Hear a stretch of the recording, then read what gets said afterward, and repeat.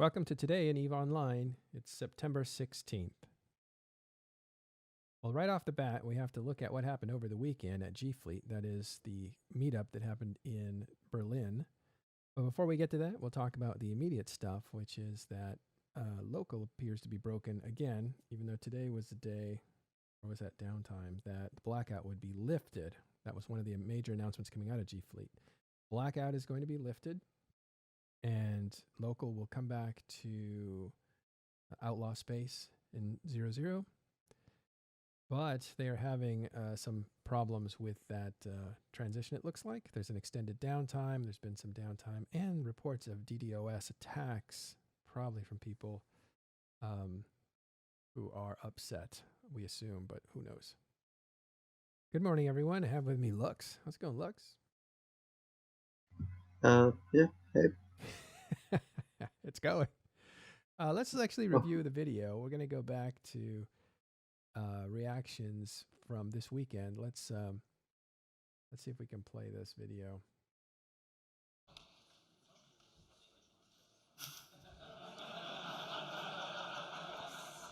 So, okay, I'll describe for people who can't hear this. All right, we'll stop there. So I want to note, they put up an image that has, it's a little meme dog with super saucery eyes, and he's drinking a cup of coffee, and he's got a little hat on. It's a cartoon, but in the background, there's flames and smoke. And the caption is, "This is fine." So at first I saw that and I thought, oh, CCP's making fun of themselves. Like, oh my God, all the players are leaving. This is fine. And I thought, well, they wouldn't do that.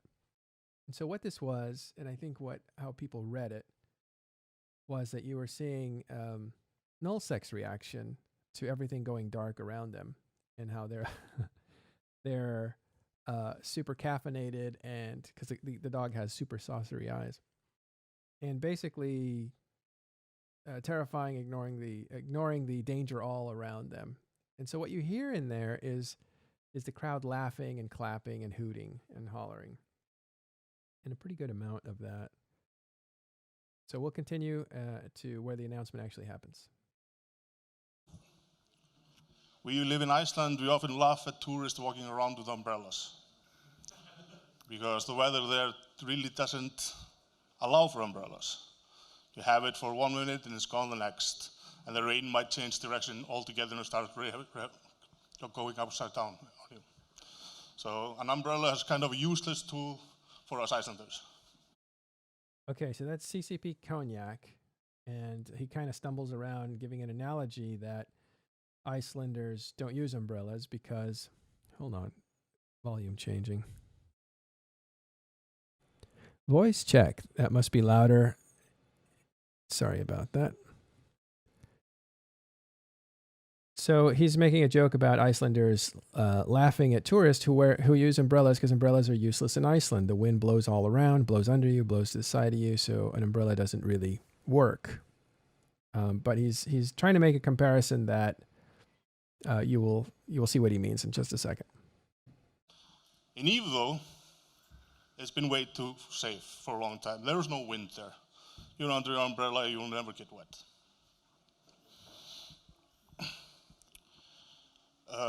Null has been, like I said, far too safe for a long time and far been way too easy.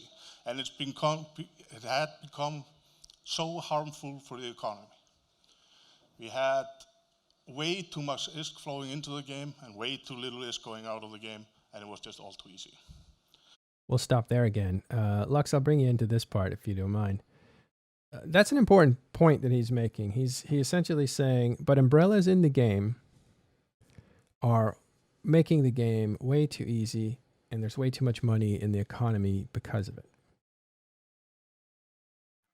I mean, you're best off asking Caleb that. He'll give you a more detailed answer if there can be too much ISK. But I mean, the point about safety, I think, is very relevant.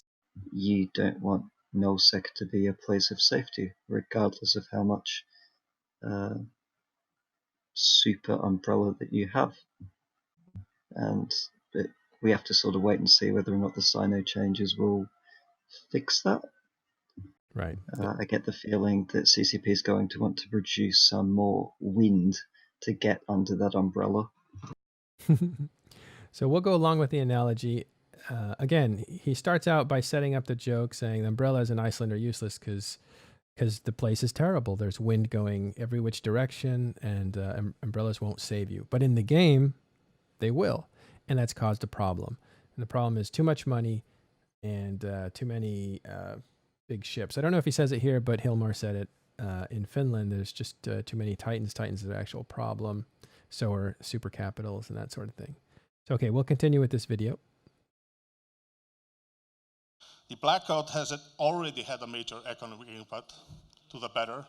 And actually, for the first time now, in many years, we actually have wiggle room to start thinking about increasing rewards for more dangerous activities.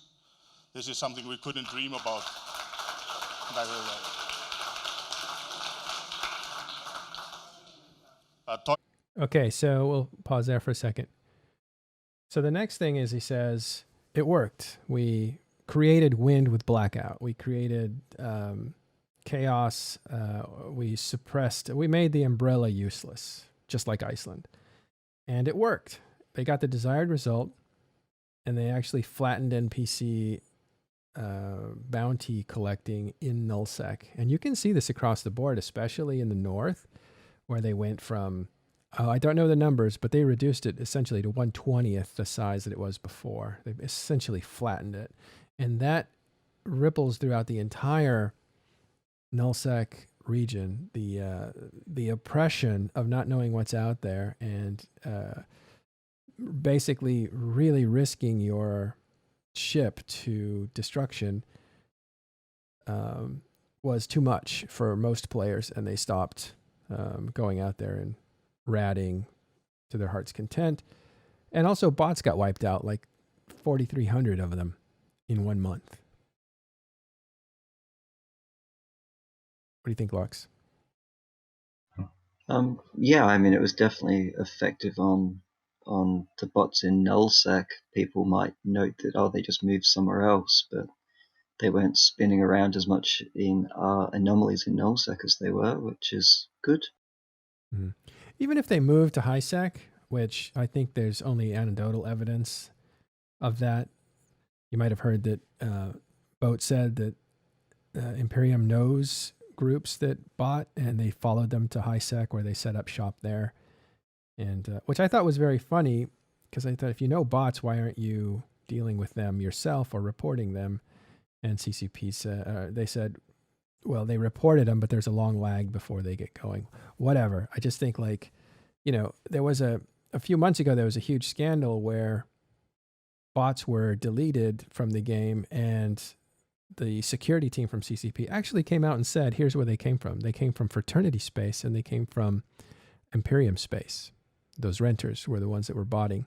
And that created a huge controversy, because people were saying, I told you so, or whatever. And then that led into more stuff. We won't go into that rabbit hole, but basically it became an arguing point for players. But the thing is, like, yeah, there are ratters that are renting from the Imperium, and if the Imperium knows who they are, then I guess it's not up to the players to enforce don't rat. But I don't think that's an excuse they want to use, because that doesn't wear well with the other players. But yeah, so that... I mean, essentially a bot is a parasite on all the players. They should be completely unwelcome by all of us. They reduce the incentives from our activities. I don't know why anyone would think that botting is acceptable. Yeah, I don't think they do. It's just a level of... Well, there was a whole controversy too, where they said, like, don't shoot people you suspect of being botters, because they might not be. Just report them to CCP. But if there's this acknowledged giant lag time, you're basically saying, we'll deal with it the only way we know how, which is to report them to the authorities and let the authorities handle it, even though that takes weeks. And we know who they are because we just followed them to highsec. So there's a few things going on there that are... they're not contradictory, but they kind of paint a picture of, like, we kind of care, we kind of don't care, we kind of care. But of course they claim to, like, totally care. And this is not just in Delve. I mean, it's worse probably in Fraternity. It's probably just as bad or worse in NCPL's territory. This is not exclusive to them, but that's just a clear example of it because there was a big fuss about it before. And by the way, I heard seagulls. Do you live near the ocean? Yes, actually. You're from a seaside town? That's awesome. Yeah, it's an island. You're an island? Oh, that's even more interesting. Yeah, an island, Matterall. Oh, you mean like UK island or a smaller island? Smaller island. Yeah. Well, it's funny because, what were we just talking about? We're Oh, there talking was about something. seagulls, Matterall. No, it was before seagulls. So something about Iceland, I think it was. Never mind. There was a joke in there somewhere, and it had to do with like Hilmar in Australia and how dangerous everything was. Anyway, forget it. Back to what we were talking about. So there's this idea that they all went to, all the bots, all the 4,300 bots went to HiSec. Well, of course, they all didn't go for sure. We don't even know how many went. And I don't think you can look at a couple of corporations in your territory that moved to HiSec to do some botting. No doubt some did, maybe only them, maybe a few more, who knows. But 4,300 is the largest banning of bots in the history of EVE Online. So it was a big deal. To wipe out all those bots, of course, it's going to hit the PCU, which everybody points to saying the game is dying and so blah, blah, blah. But you can't ignore that they took out more bots than they've ever taken out. If you see historically, the unholy rage that happened in 2009 took a huge chunk of the economy with it, and that was less bots being banned at that time. So I think you should compare Unholy Rage with Blackout and the banning of the bots and compare those statistics to get a better analysis of how much those bots were sucking out of the economy. And remember, this is automated playing, which is essentially cheating. Yeah, I think this might be a bit tinfoily, but from what they said about the rewards that they can now introduce into the game, my expectation is they've got something along the lines of the really good Triglavian content, or maybe Drifter content for nullsec, and they want to make sure, because it's rewarded, that it's also not botted. And so if you look at the most recent world news associated with Blackout ending tomorrow, it cautions that the restoration of full communications is contingent on strategic requirements as directed by Concord, and therefore the service levels are subject to change at short notice, according to circumstances. To me, that suggests that the new content is actually going to be associated with local turning off in the places where the new content comes. Oh, interesting. To make that area specifically a little harder. Yeah, and also harder to bot. Yeah, that's a little tinfoily. And actually, and then they have suspected botters, they can drop it on it, right? Like they'll say, let's go there if they wanted to in a manual way, but eventually they want to get to an automated way with maybe some artificial intelligence built in. Of course, that's a big sci-fi dream, right? Artificial intelligence takes care of all the stuff that we can't think of, and it's omniscient and never tiring. And I mean, a cheap and cheerful way to get the same effect is the new content might require you to go into a wormhole. Mm-hmm. There's already delayed local in there. Yeah. So what he's saying here, this is CCP Cognac with Falcon on the stage. This is G Fleet conference that happened over the weekend. He was basically saying that the umbrella was a problem, and they stopped the umbrella and it worked. And now they're at the point where they can incentivize gameplay with lucrative prizes. And there was a big applause for that. That's the last thing that we've heard, and we're going to continue now with the announcement. At this point, they have not said that Blackout is going away. About the Blackout, how long it will last, what will happen next is kind of unclear.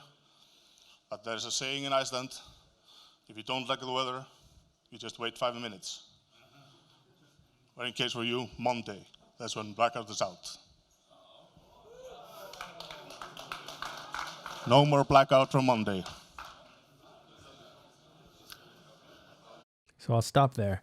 And you see that they clearly both are uncomfortable because they start wobbling back and forth and looking at each other. So it's strange. One thing I want to note is the reaction. You would think if all the players were leaving the game because of Blackout would be a tremendous roar of glee. And that doesn't appear to be what happened. There was a few hoots and a few claps and a lot of murmuring. I figure people were confused and didn't really understand what happened. But he went ahead and reemphasized it, saying Blackout is out Monday. It's gone Monday. And that's when there was no additional hurrahs or anything. So this is G Fleet. It's a meetup. It's just a sample group of players that are really dedicated to EVE Online, like all the people that go to meetups. And I don't think lifting Blackout was an overwhelming popular decision in that room. What do you think? I mean, I think you might be right. It's partially down to the delivery as well, where people weren't really sure what was being said, and if it didn't work the second time, they might have tried the please clap now. The applause sign, yeah. Yeah. But Caleb's here. He might be able to speak more to what he sort of said in a very simple way, which is there was too much ISK. It was too safe, because this is sort of Caleb's special topic, I think. Well, it depends on what you want to call too much, right? It's really more fundamental than just too much ISK. It's just, okay, a little bit of a rant. To me, it feels like CCP is just reading Reddit and they have no fucking clue what's going on. And the fact that they're saying that they're looking at metrics, it doesn't really feel like they're looking at metrics, or they're definitely not analyzing it right. It's a bit like when I teased All Mecha the other day, or teased his gameplay. Well, his ROI is not really that good, his return of investment, because he's running 40 or 80 accounts, right? So even though he needs to make enough money to feed all those accounts. So his ticks needs to be really high, and they're not, right? So when he gets a few billion worth of excavators with his muggery, he needs a lot of those to actually support his habit, right? And it's the same with the crabbing in Null. When you're considering how many accounts they're using to crab and how much support that brings to the destruction, right? They need to look at these things in perspective and per capita, and crunch the data in a meaningful way. How much of overall EVE destruction is done in Null versus other places, right? So I just think that they're not really grasping what they've done, and I don't think the umbrella is a problem. There's many fundamental problems, and of course, to some extent, you can say the response time of the umbrella is way too high, and they don't have to split it up. This is a problem. We've talked about the whole ambulance thing and the police that can teleport instantly, but it's not the fact that there is an umbrella. There should be. That's the whole point of building an empire or building out civilization and all. See, I suspect what they look at is not the players that are logging in. That's not really what they're looking at. They're looking at the balance between the creation of ISK and the destruction of ISK, right? The figure you see on the MER.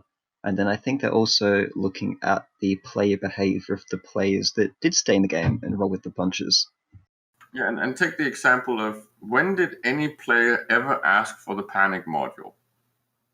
Ever. And most players actually don't like it. They think it's dumb.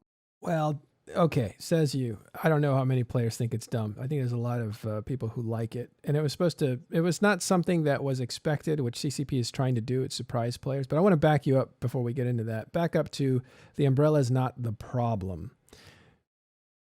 Because a defense fleet is not a problem, right? You had in the Imperium, you had Theta Squad, which was a defense fleet, a standing defense fleet. In Horde, you have the same thing. In PL, you have it only during mining ops. So defense fleets as a concept are not a problem. No, they're a really good feature. What you want is some sort of fundamentally useful incentive to fight. This is why I keep talking about burning farms and fields. This is why I keep talking about how do we figure out how to rebalance structures in general. So I want to go and fight my neighbor. If you want null fights, it should be null fights. It shouldn't be muggers going in and just, well, using the R word that you don't like me using. But that's basically what they're doing. This is why the whole when it's dark, don't go out without a buddy. What's the difference between an umbrella and a defense fleet, just as far as the vernacular that they're using? It's the Sino, basically. It's the umbrella. The umbrella is an arc, right? So you're moving from the center point to the outside of a certain circumference or radius. And that means you're flying in from many, many systems away using a Sino. And the only ships that can do that are capital ships. These are not battleship defense fleets. That's not part of the umbrella. That's a defense fleet. It's more like a SWAT team, right? Or the equivalent of it's more like tanks. An ambulance. It's like an ambulance or a SWAT team that you send when someone is getting mugged, right? Literally. But you do something completely more of an escalation-like thing if you are actually being really attacked, right? This is not an attack, it's just a muggery. It's just null ganking. Well, no, I think if you're sending in an ambulance or a SWAT team, all that has to take roads. This is like airdropping tanks, basically. These things can't be destroyed quickly. They're incredibly tanked. And if you drop 50 tanks into a supermarket parking lot, that place is secure. You're assuming, again, like I kind of did a little bit in the past, I assumed that there was hardly any losses on the umbrella side and on the defense side. There were early on. But there is. No, there were early on. There really is. If you have something that's meaningful when you're attacking someone, then you will also be able to take out some of the defense force, right? That's just a fact. It's just that this is about small roaming gangs and muggers that want the entitlement of killing big fucking soft targets. Early on, there were casualties because they got baited and they weren't big enough, but they just grew big enough. And at a certain point, they grew so big that everything became more secure, which in turn allowed them to grow even bigger. So that singularity has been hit, and now it's just accelerating. So, and that looks like in the Battle of X-47, you have 450 Titans coming up from the south, right? So an armada that's 450 Titans big, maybe a few more of Shield Titans that are staying at home. And then a few months later, 6-7 months later, you have double that number. That is exponential growth practically. Okay, if I have 500 people living around a structure in one system, right? Would you want to limit how fast I can warp to a belt? Because I am now making a police force of battleships. Do you want to then nerf my ability to warp to belts and defend my miners? Mm-hmm. Well, scale it up, right?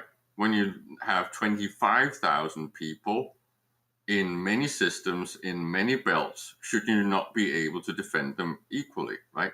On scale. This is really about scale. And the only people that hate this fact is the gankers. Is that they want these soft targets that they can endlessly just harass. No, I was in favor of Blackout because I realized the problem. The problem is out of control money and scale and platforming and skill injectors fueling it all. I am not a ganker. I am not a ganker. It's got nothing to do with the umbrella. It's got to do with the faucets. Fix the faucets. Okay. You turn off the faucets for the big guys, you turn them off for the small guys. So I think this was a more elegant way, actually. And hold on a second. We're going to go back. I'm going to take some questions from chat here, and then we're going to finish the video. Let me just say welcome, guys. This is the 26th. Blackout ends today at downtime. So we were talking about it and reviewing it a little bit. We were looking at the video of the announcement. We'll go back to that just to finish it off, and then we'll come back, Caleb and Lux. 1 second. Should be fun. Yeah, it should be fun. Let's see what happens next. I want to point out. So Okay, so there wasn't much else to say, but I want to point out the shock in chat. And there's boos and no's and woos. There's rip. Somebody says finally. Other people are confused. Another person says gross. Another person says wow. That's just surprise. Another person says, yeah, it's like a lot of confusion because the delivery was a little bit stumbly, but I think it was very much a surprise that they were going to lift it. The CSM knew 2 days before, but most players didn't know. But as we go on this video, I'll just mute it up and just let it crawl. I want to read out some of the messages that are going through here. There's there's worst decision ever. There's ROFL. There's what?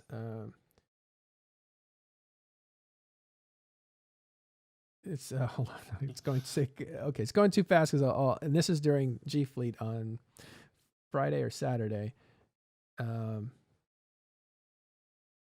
It's blinking, and it's so tragic. They should not have blinked. They should have introduced something to counter it. But everything looks as if it's... 1 second, let me turn you down. So you're saying CCP blinked?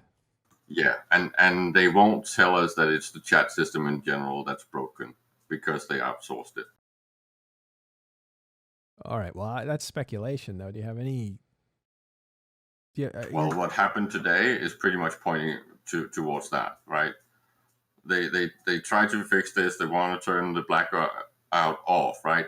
Then they turn the servers off. The servers and the chats are completely broken to a point that's horrible. They then shut it off and turn it back on. And then suddenly they say that there's an actual DDoS happening. And then they turn it on again after 15 minutes. And now it's fixed. Most DDoSes do not only last 15 minutes, and no one I know can solve a DDoS in 15 minutes. All right, I'm going to take you back. We'll leave that right there. But I'm going to take you back to the comment you said that only gankers liked Blackout, and I said that's not true. And here's somebody, Alexander Page, in chat that says, I liked Blackout for ninja mining in his venture.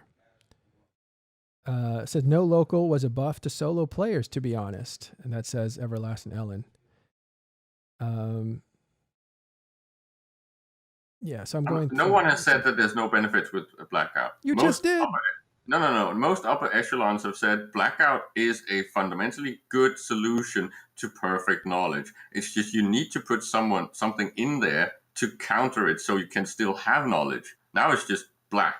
It's like this is like turning off the lights and not allowing street lights. Like that's not how it should work. That's like walking into a forest where shit is dangerous.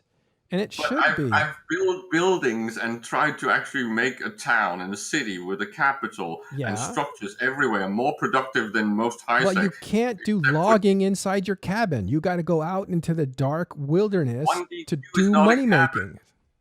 1DQ is not a cabin. Don't use that comparison. 1DQ is bigger than any station in anywhere in space except for Vegeta. I'm using your analogy that you build safety. I get that. But beyond the confines of your little range, right? Your little fenced area, beyond the confines is dangerous territory where and that's what they want. That's pretty much what most of null say they actually want. They want to be able to turn on the lights in selected areas so they can control and have intel in those areas. But everywhere that's not built out yet should be dark. They like that idea. Everyone I talk to like that idea. Rendis just wrote it in his article. There's fundamentally good ideas around Blackout. And this was what was discussed 4 years ago when we talked about structures. Now you're taking credit for Blackout. You're saying it's great that it's gone, but you're taking credit for it being a good idea. Yeah, because I was there. We all agreed. Do it, but give us the fucking streetlights. But that's not what's happening here. What's happening here is you've locked in a system of generating a ton of ISK. That is the problem I have with it. It's not that I want to go hunting. That's not my play style. I'm speaking from an analytical point of view of looking at the game. The game is in terrible health because it is sewn up and won by a certain perfect storm of injectors and large ships that are T1. They're not even T2 based. So there's no bottleneck. You just need minerals. And guess what? Now you have ships that mine the heck out of minerals and you have massive surpluses. And those same minerals build a defense fleet that can jump to where they are. And if you get enough of those, it's really not dangerous. Without danger, you have an out-of-control economy. I've told you 1 billion times now, The only solution to this is to create a responsive system that nerfs anomalies if they are being overfarmed. And ideally, the ADM should make anomalies completely worthless, and all that value should shift onto moon fracking. So you actually have a farm once you've removed the forest. You're not a hunter-gatherer anymore. Now you're a farmer. This is the design they should have put in from the beginning. And the fact that they introduced anomalies in the first place and made it possible to infinitely respawn these things is just dumb. It's the faucets. It's not anything else in the game. Again, you turn off those faucets, smaller groups don't have that incentive to go into nullsec to try to make their own situation there. But that's just one thing. I'm not really, this is not my gameplay. I just know from a macro point of view that what was going on is bad for the economy. And yeah, everybody now will hem and haw and say, yeah, it's bad for it. You know, we told them, we warned them, we still did it. We still benefited from it. We're not giving any of that money back, even though it was bad for the game. But the problem is very now few we're people ready to say what I bad. say. You can't fix it by changing the size of the cup. If there's a fountain running, people will just bring more cups. More people with smaller cups. It won't change anything. It's not nerfing the Rorqual. It's not removing the Rorqual. You have to hit the actual faucet. Otherwise, people will just scale with multi-boxing and just add more hulks. It's the same problem. I disagree. But let me move on to some comments here so it's not just you and me. Open up for Ace and Seamaster. No, I'm not going to open up for anybody except you and Lux today.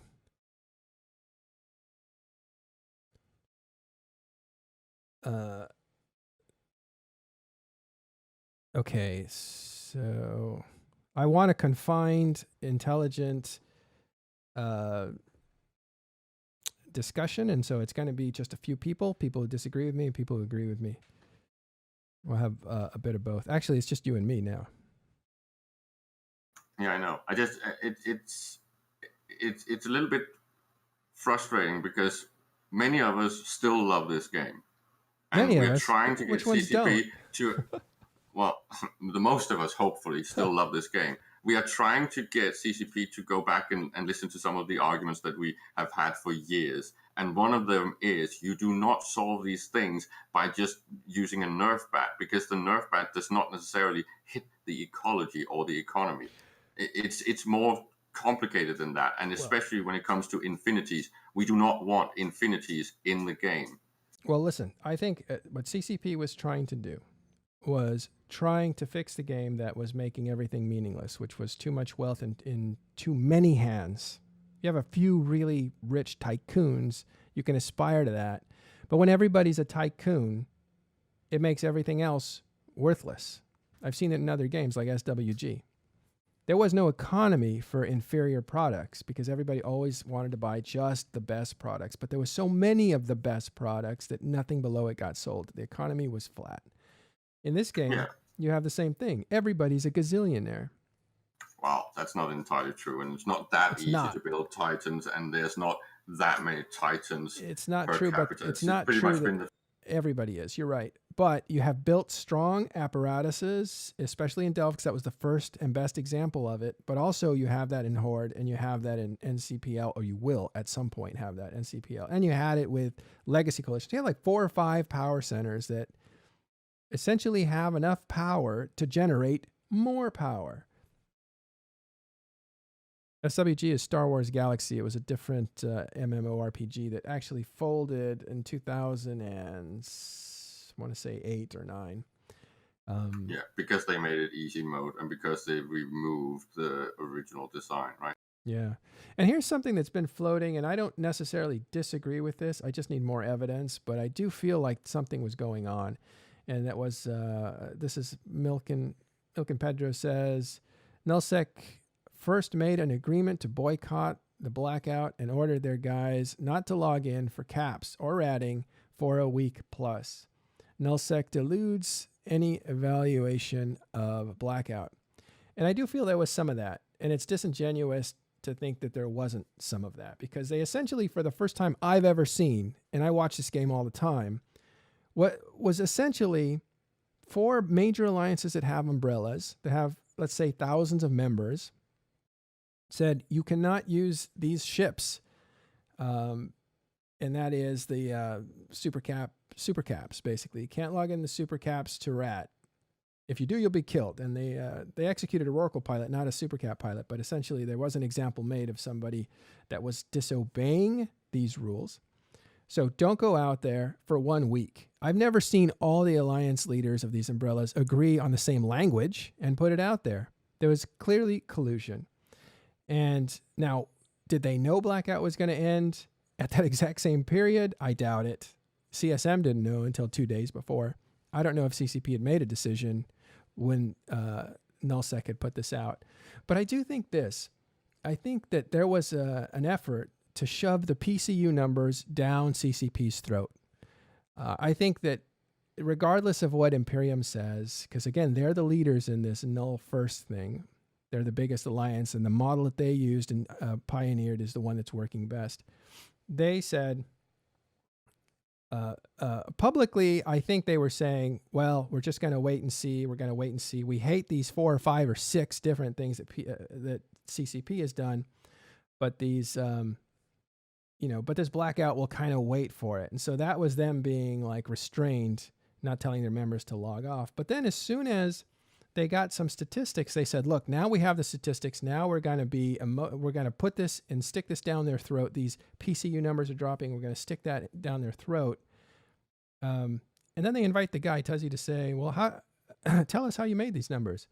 And he says, well, I had a hunch.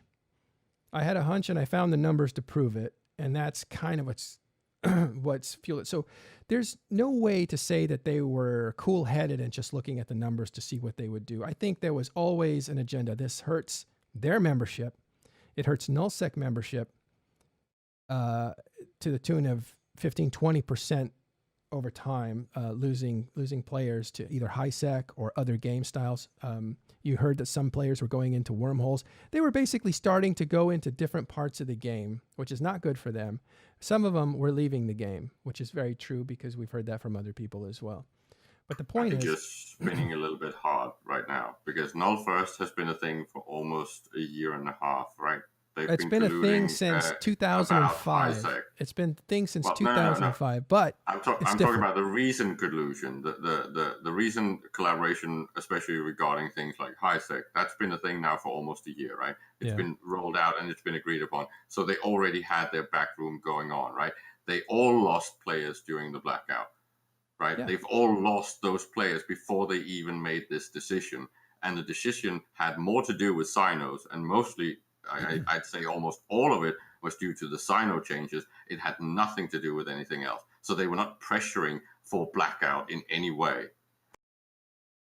I think they were going to shove the numbers of the PCU down CCP's throat. Now, was that for the betterment of the game? I suppose you could make a case that that's what they were trying to do. But there was nothing left to give up, right? They didn't have any more to shove down their throat. There was no more losses, really. They're not expecting to push that even further down. On the contrary, all of the null groups I've heard say they really want them to come back. They want the numbers to go back up. This is horrible. We've lost all our fucking friends. They were not saying that we lost all our fucking friends. And they were, of course, these numbers are horrible because this is a lot of their players that are leaving, which is what I'm saying. They're motivated. It's entire corporations. They're motivated to find out why this is. They're motivated to influence CCP that this is not good changes. You came out and you totally evangelized that with everybody else that came out. Maybe you did it for different reasons, but there was a definite effort to get CCP to change their mind. And that was perpetuated by the people who were most hurt by this, which is natural. And that was nullsec. Yes, to the point that they were colluding. We did not say any of these things. We actually expected CCP to iterate on blackout. Most null entities expected some sort of announcement, but nothing came. They certainly didn't sit by. They certainly didn't sit by and say, let's just wait, guys. Let's see what happens because CCP is going to iterate on this. I never heard that. Most of the null entities I talked to said exactly that. They were hemorrhaging and they were getting pissed, true, but they were expecting some sort of announcement. And again, you're pretty much calling people like Commander Ace, like Eric, all of these people that's told you entire corps have folded. That's and true. abandon the game. That's true. Horrible. That's your friends. That's your gameplay. Commander Ace had to go somewhere else, and also eventually he just said, problem. "I'm going to." That's also the problem in EVE Online. If those guys went, I hate to say it this way, but maybe they were the problem. Expecting to have a Titan or a Super Cap ratting is something that was completely unheard of 2 years ago. And before that, it was a ridiculous concept. And now it's the norm. That is entitlement. But the point is that, okay, many of these players were not necessarily against the Blackout in principle. It's just that this was a shock to the system. And I've said this many times, and you can pretty much see that that's what happened, right? People were not ready to adapt to this much change this fast. And yes, you're kind of right. Some of these people should have been more willing to adapt. But again, we were not really warned about this. We just got it slammed in our face. We got no narrative of what is the intention of this. And now we're being told it was just a test. This is the fallback position. First you say it's a terrible thing, and then when you can't quite disagree with it, you start saying, well, it was messaged wrong or it was put out wrong. Like I've heard that before too. It's a fallback position. Well, it's not that CCP made a bad decision, because we kind of like Blackout, but they just did it wrong. I don't agree with that. I think whatever you can do to dismantle CCP's ability to nerf what's going on is what you're going to struggle for. And that is where I feel like there's been a ton of conversation, again, in and out of talking stations, which is what I'm familiar with. I don't know what happened out there. I know the NC dot that I'm also familiar with, it wasn't that big a deal to them. The Sino changes are a much bigger deal. That's a bigger deal. So those are still in place, and we'll see how that goes. How's it going, Ashterothi? Nullsec corporations are too big to fail. Bail them out. Wow, that's actually a good burn.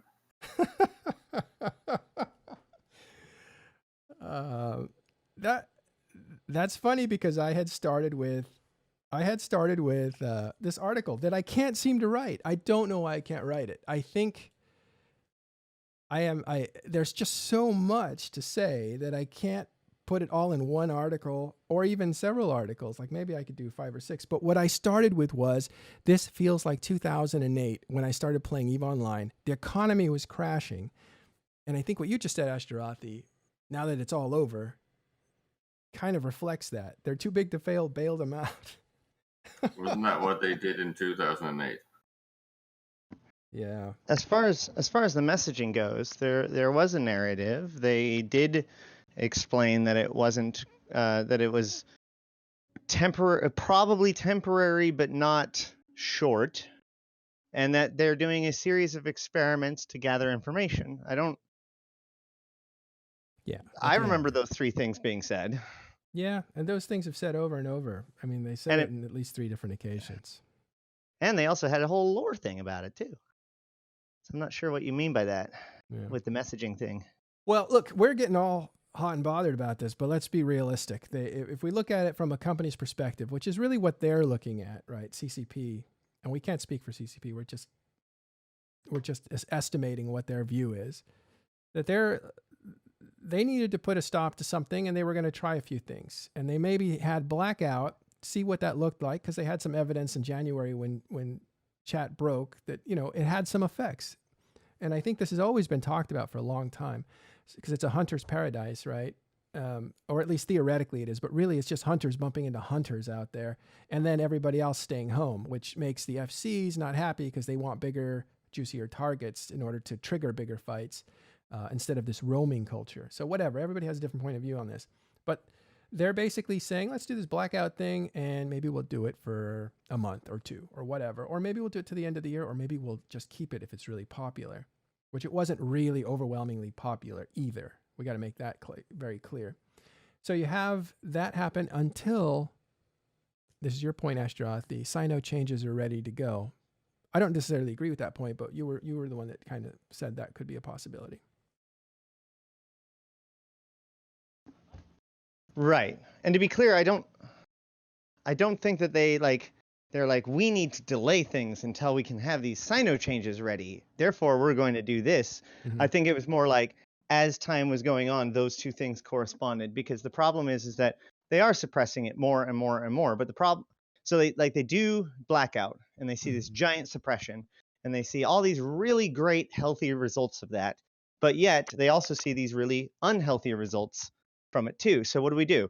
Well, can we create an environment that discourages ratting enough or makes ratting unsafe enough to bring things to the level that we want without this kills the nullsec? You know what I mean? Like, where is that happy medium? And maybe the happy medium is VNI nerfs, Sino changes, and no Blackout. We'll see. Yeah. And Right. but it is worth noting that in the world news about the Blackout, they explicitly say that this could change again with very little notice. But I get the feeling the CCP basically, the way they announced it, it was subdued. I think now they put out, you can see it now, they put out a blog post. I feel like it's they're not, either they didn't feel the urgency or they're not in touch with how emotional the issue was. Although they did say it generated a lot of talk, but they looked to me like they said, okay, let's pull this because we're going to have the Sino changes and let's see how those work. Like it's an experiment to see what this does instead. And I think if you had done the reverse, if you had just put out Sino changes because of the umbrellas, PvPers would have been furious that you're using PvE to mess up their gameplay. And you remember when they nerfed the fighters? That's exactly what they said.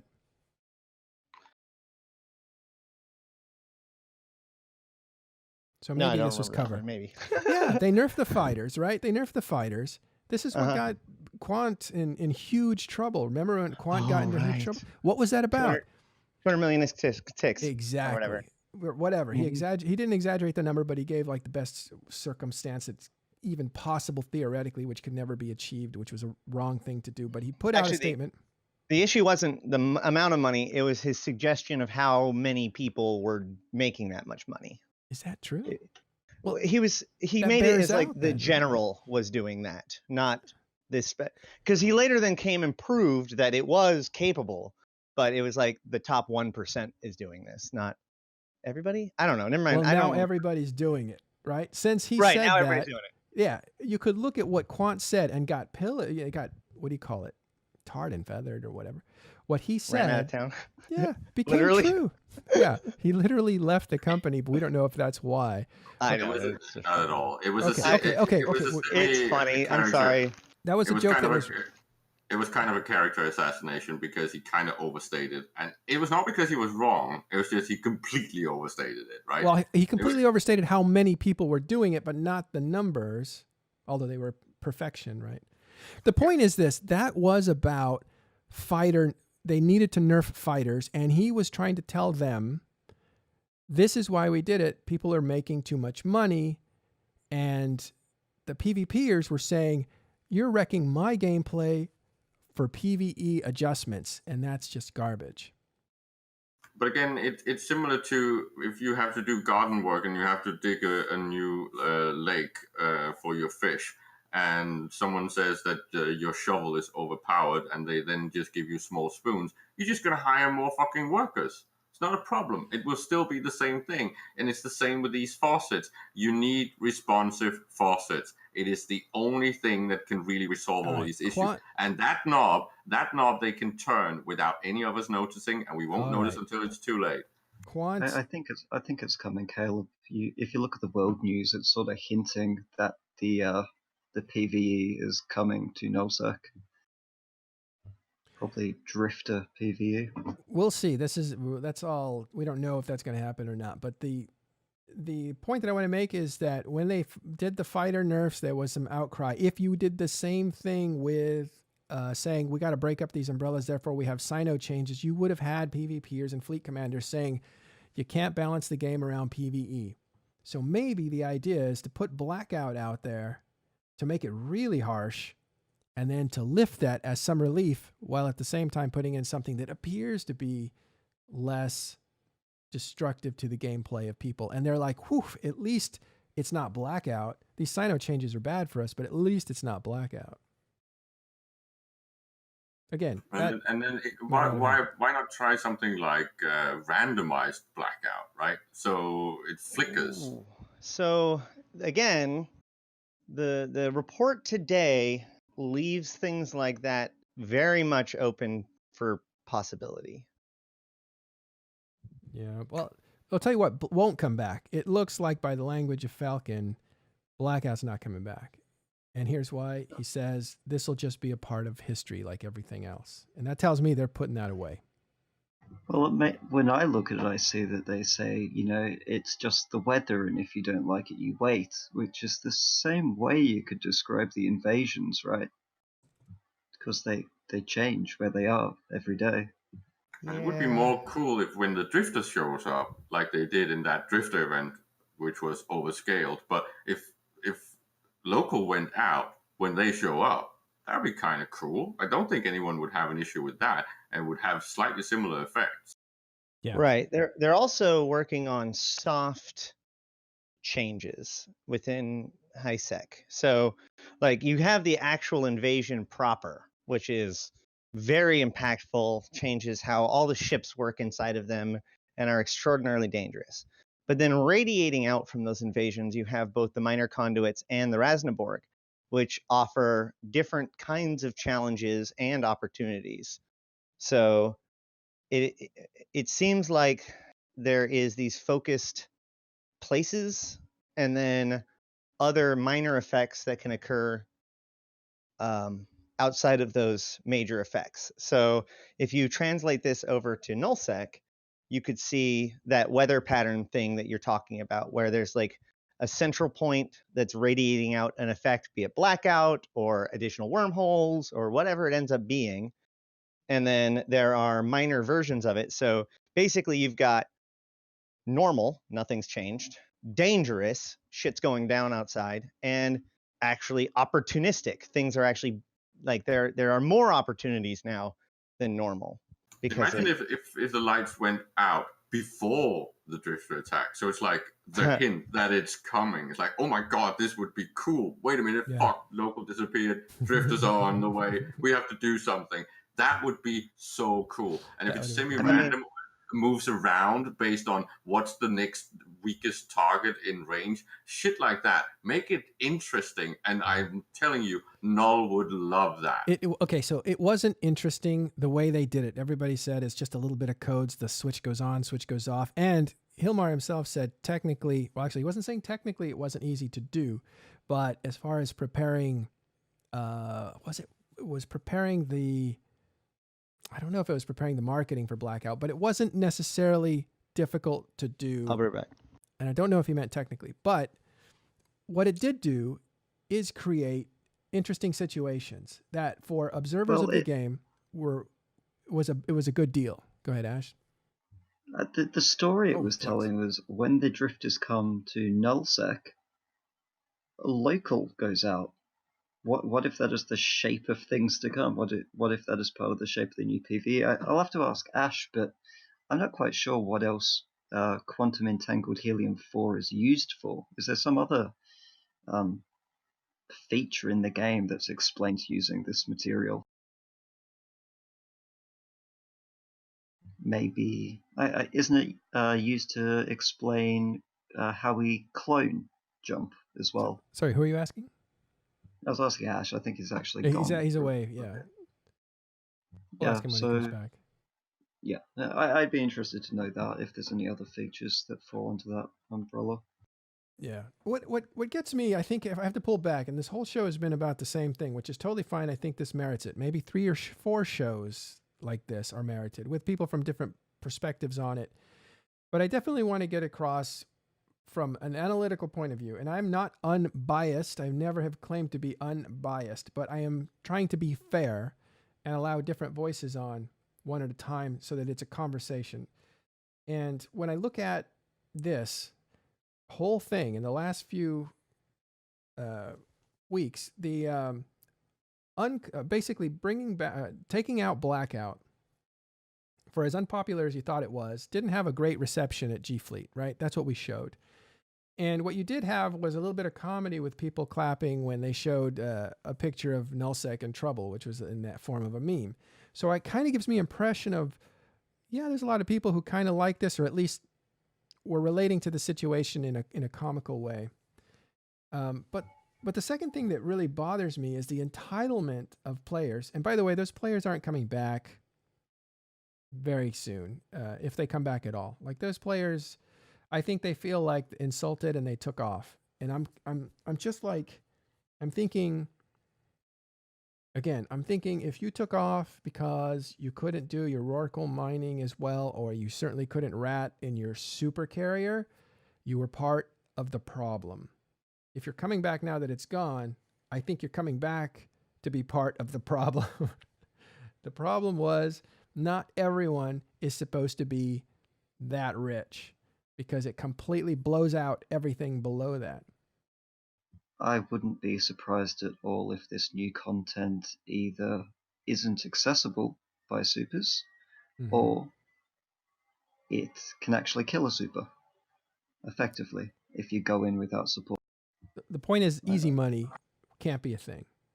And that's kind of what Boat was trying to hint at. It sounded a little bit like he just wanted a new free ISK printing machine, but that was not really what he was saying. He was saying that there needed to be something more dangerous, something that, say, Titans and Supers could participate in more readily and actively and get bigger rewards, but at a risk of actually dying.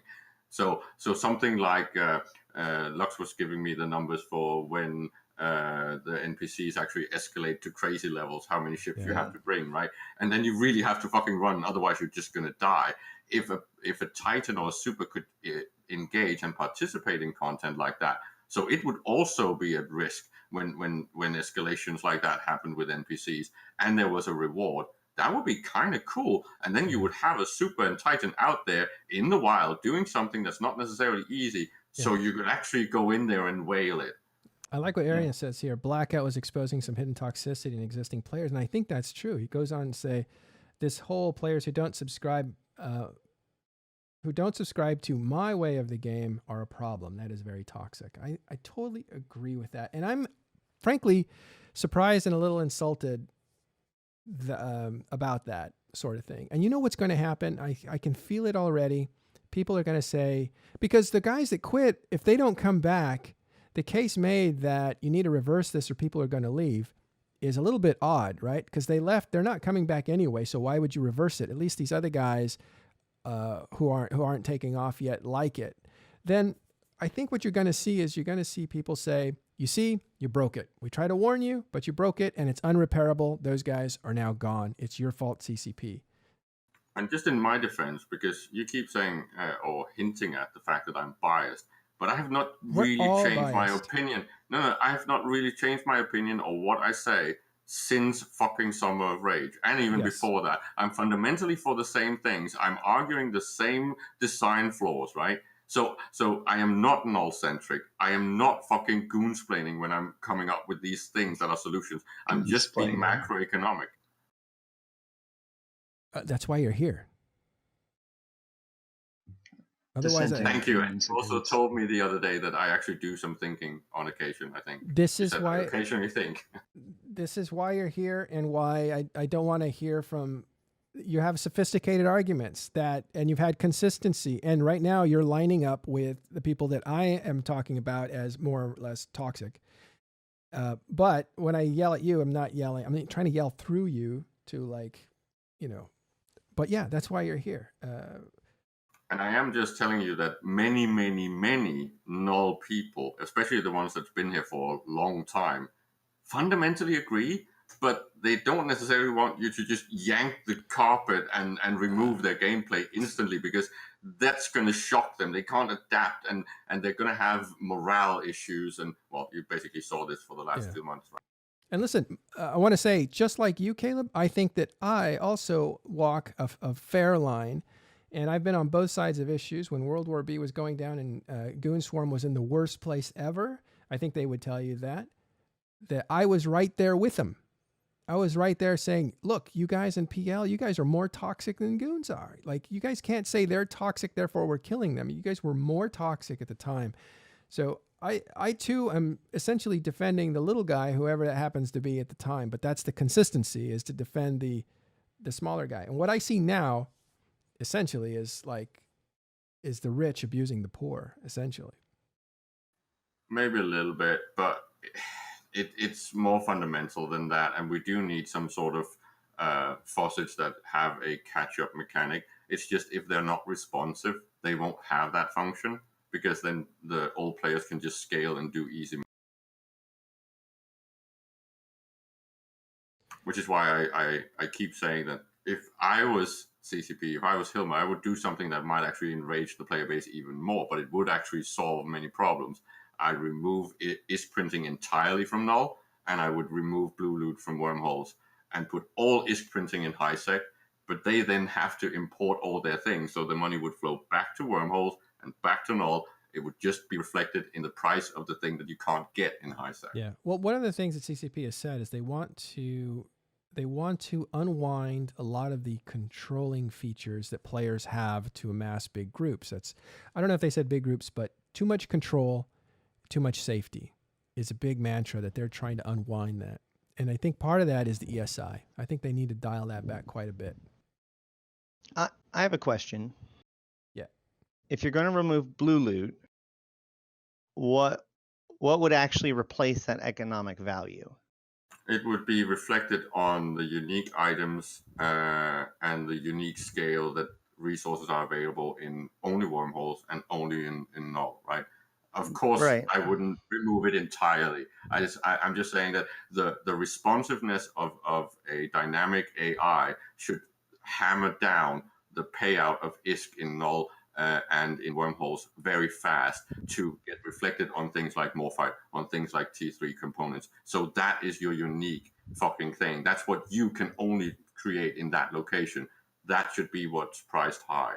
Right. Also, if you take the bounties out of nullsec, it will actually be a conflict driver, because if you've got a guy over there who's putting the same stuff on the market that you're putting on, you've got a real incentive to go and crush those guys so you can monopolize it more.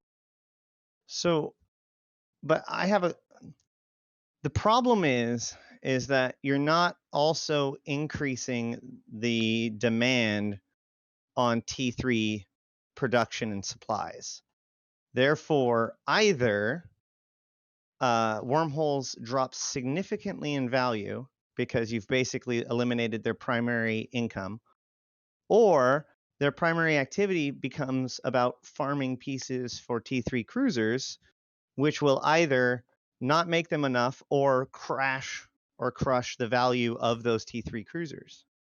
Yeah, it's all tied together, but it needs to be something that's a seesaw, a negative feedback system. So if you're doing one, the other responds in the opposite direction, right? So I would never just do it as a blanket thing and just yank something. I would make the AI just do exactly the same thing as it did with office rental fees, right? Turn it a little bit every day if you have a system that's being overused, right? If you are printing too much ISK, it just turns down the yield for the next day. This is why I'm saying that I think the technical solution is to do a buff and debuff system that pretty much gets calculated at downtime. So it says, okay, you have 400 guys in this region all printing ISK. I'm just going to slam that. I don't want to theory craft up here, because we can go on forever with that, and that's what you can do after the show. But I want to analyze the news of the day. So wrap it up, Ashterothi, and then we'll go on. Well, I mean, I was okay with that argument, but it's a different argument than the one you originally said, because you said remove all blue loot and remove all bounties. I do have a quick question for Ash that I didn't get to ask before, which is just putting your lore hat on. What are the other game functions that the quantum entangled helium-4 has? Because it's getting name dropped in the world news. It's literally Plex. So it's Plex. Plex is quantum. If you look at the description of Plex, it's basically solidified quantum entangled helium-4. So that's why you have to pay for Plex, because that's basically you paying for your use of the fluid router network for your cloning technology. Because as it turns out, clones take a lot of data to pass through.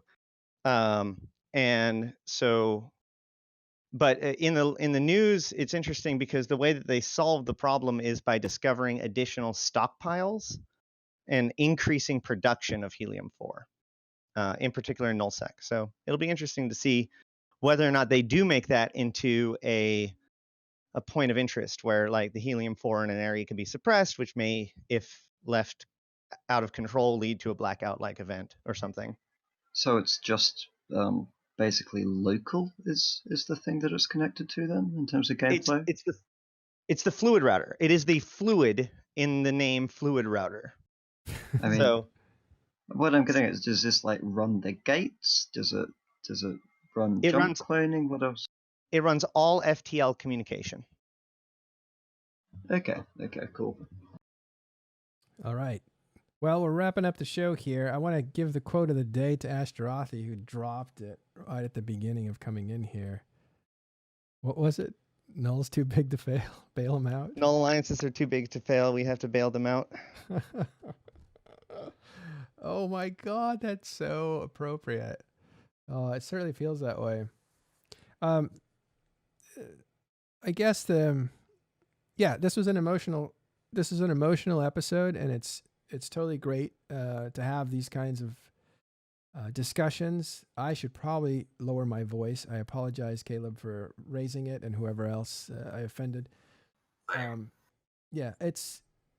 This is okay. I'm not afraid of arguing when there's enough trust in a relationship. It's okay to raise your voice. I think it's when you argue with someone you don't know very well that it gets awkward. And Caleb and I have known each other for years. Too many years now. Yeah. Hollering in stations. Yeah. Yeah.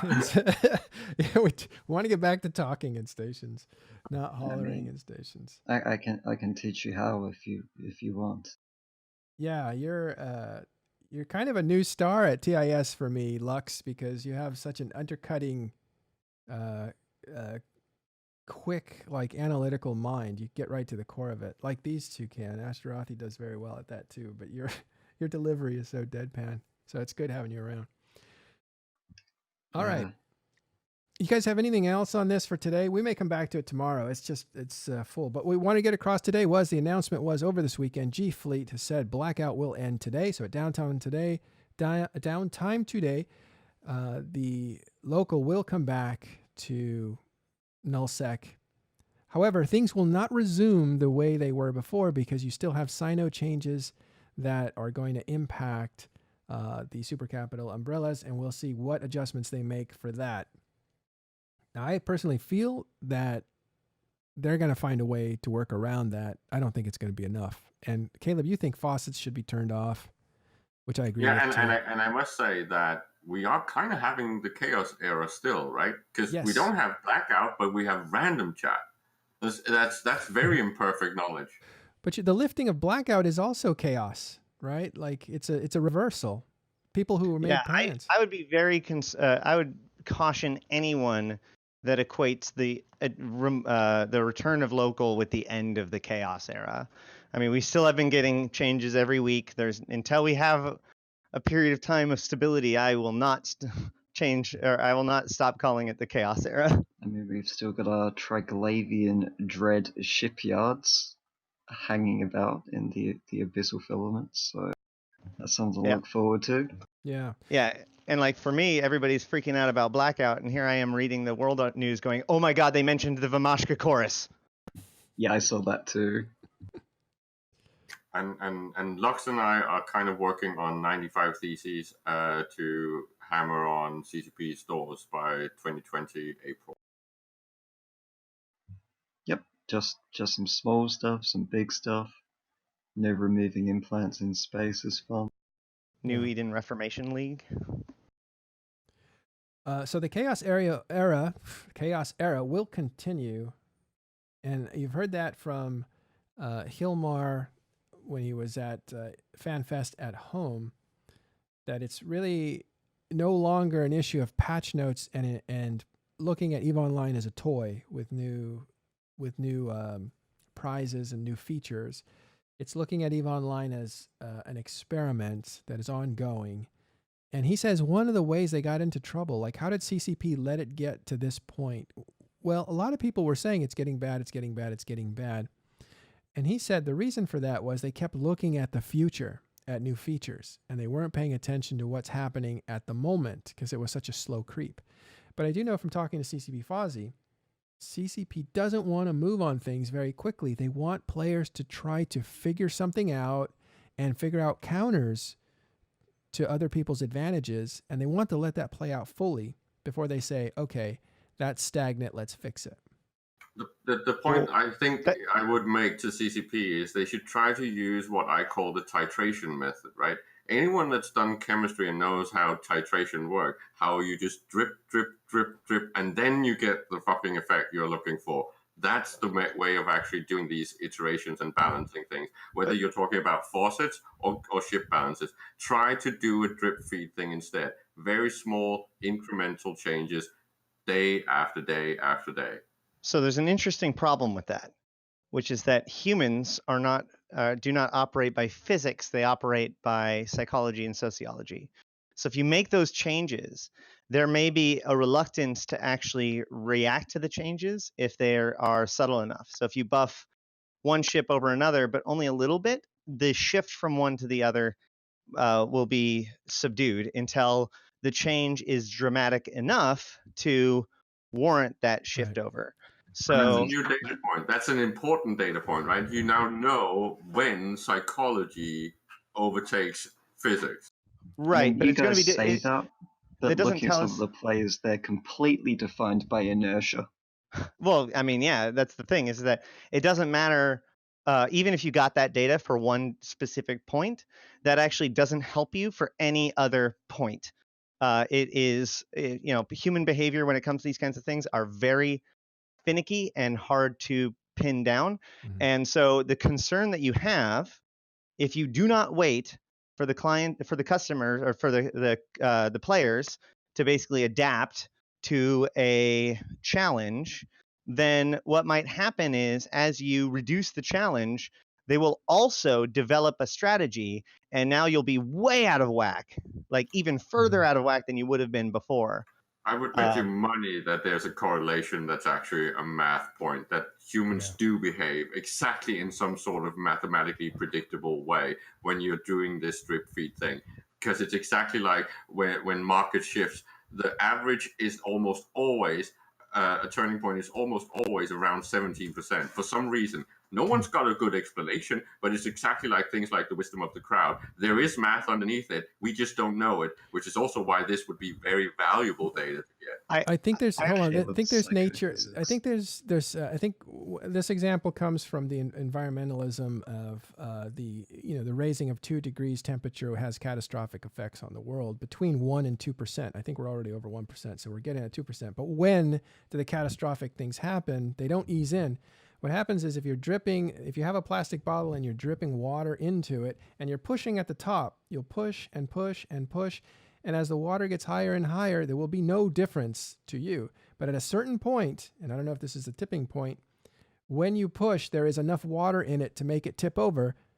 There's no going back. The whole thing falls over. It doesn't lean to one side.